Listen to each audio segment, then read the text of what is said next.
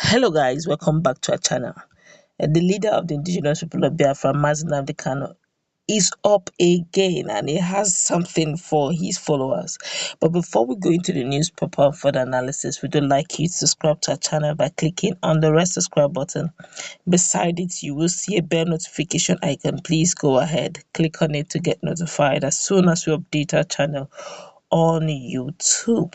Well, there's no, according to him now, he said there is no competition in destiny, says one of my favorite quote, and another says there is no competition because nobody can be me. If every black man discerns this fact, the cancer of envy will dwindle, resulting to normal psychological function of our systems. After the civil war and death of General Odumegu Ojukwu, there was a less intense Biafra agitation without a wide outreach and stronghold as seen today. An indigene from old eastern region is knowledgeable of Biafra war, but being Republicans at heart, they needed a leader to reckon with, convince their consciousness and subconsciousness into agitating against marginalization and subjugation. In 2012, a young man with a golden voice, roaring like a lion, but discouraging high cost of sponsorship, emanating from only him and a selected few, resulted to a setback in consistently reaching out to the IPOB who no longer believe in Biafra leaders. Easterners were rigorously hustling to survive, and the least in their schedule was listening to a voice without monetary inducement. Buying and selling was the norm and best description of a man from old eastern region who dare order for a seat at home to a man with buying and selling ideology. Nobody possessed such influence on the people because their region and mental strength is already conquered. The people lost hope in their supposed political leaders who trade their lives for peanuts to the northern cabal and careless for their well-being. Well, some people raised and questions like who is this arrogant man insulting everyone? He's he disdained people's reaction and continued exposing the oppressors of his people.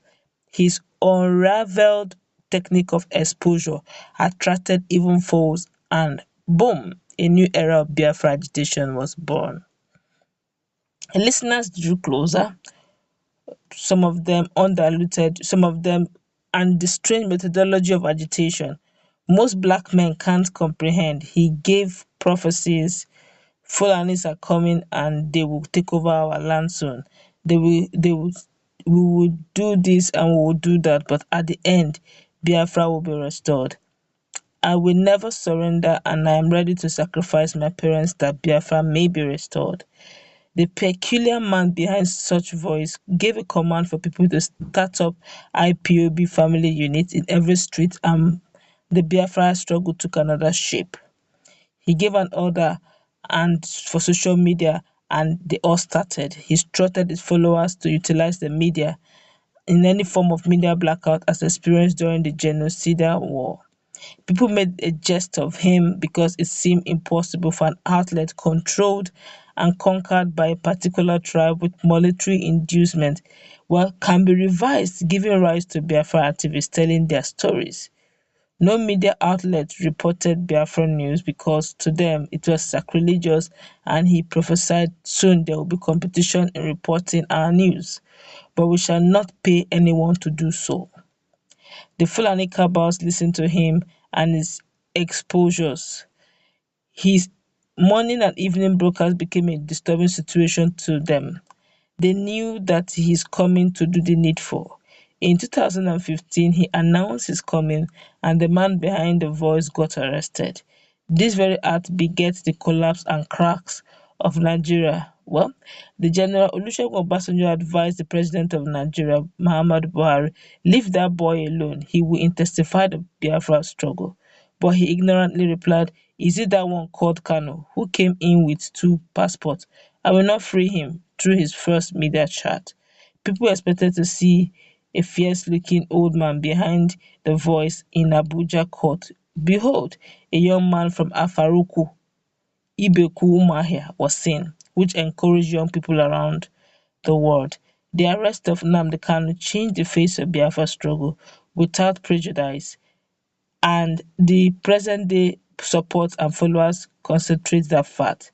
Intense protests hit the globe. People were arrested. Followers were also arrested. Sympathizers and petitions augmented the struggle, which triggered an elephantine influx of new activists in indigenous people of Biafra family gathering.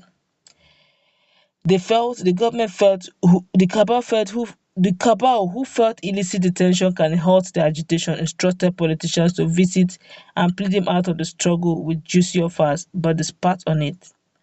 IPOB activists consistently gave their life for their leader in an unprecedented manner, and it resulted to his bail. His bail condition was stringent and concocted to subdue his vocal strength, but he kept propagating this whole thing.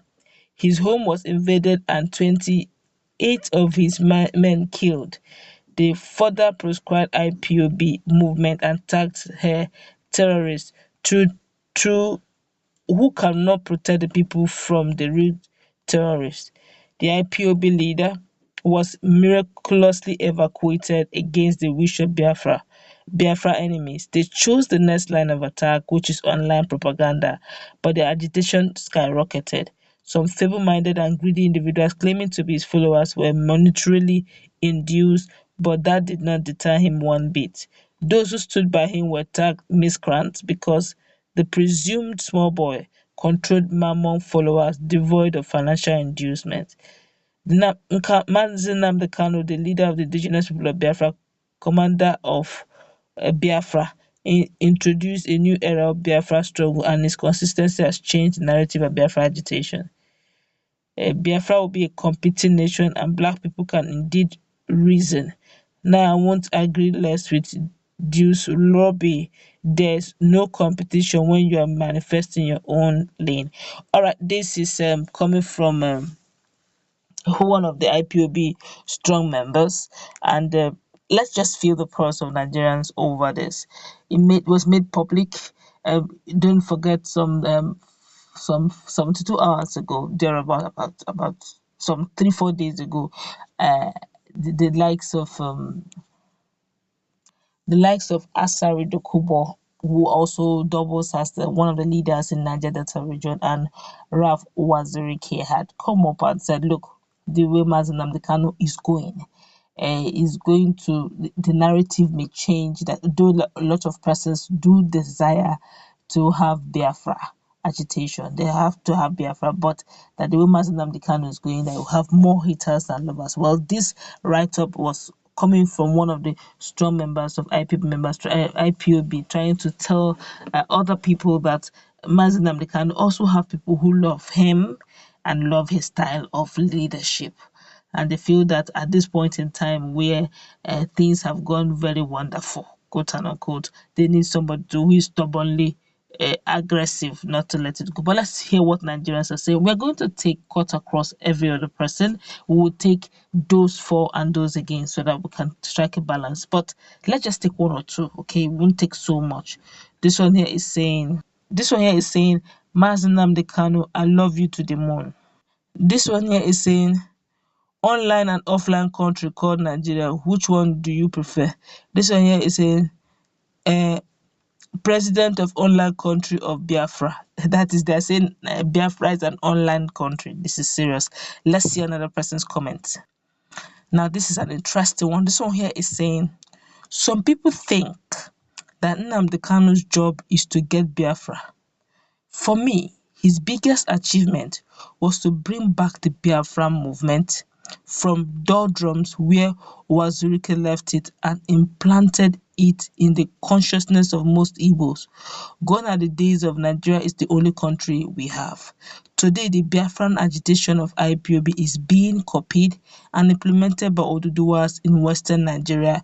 There are Ambazonians in western Cameroon and the western Togoland in Ghana.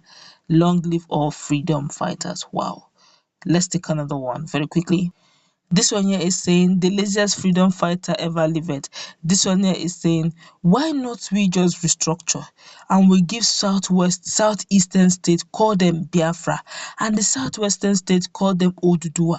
Instead of calling them Southwest, we call them Ojukwu Republic, and the Southeast call them Biafran nation, but we all remain as one Nigeria.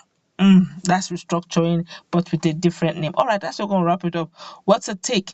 I think this is coming as this particular statement made is coming to balance what Wazirike and Asari Kubo said, Paripasu, you compare and contrast. And of course, I tried taking a balance too between those who are for Biafra and those who do not believe in Biafra struggle, so that we can just have a general balanced view over this matter. But what's the take of this fact? But if you ask me, what the second to the last commenter said seemed to be very correct. If there's nothing you give to Mazi Nnamdi Kanu, is the fact that he has brought some sort of consciousness. Yes, that's much I will give to him. So much consciousness about the fact that there are people, and these guys, though they've never been talking about it openly, but they had it in their subconscious, but now they're making it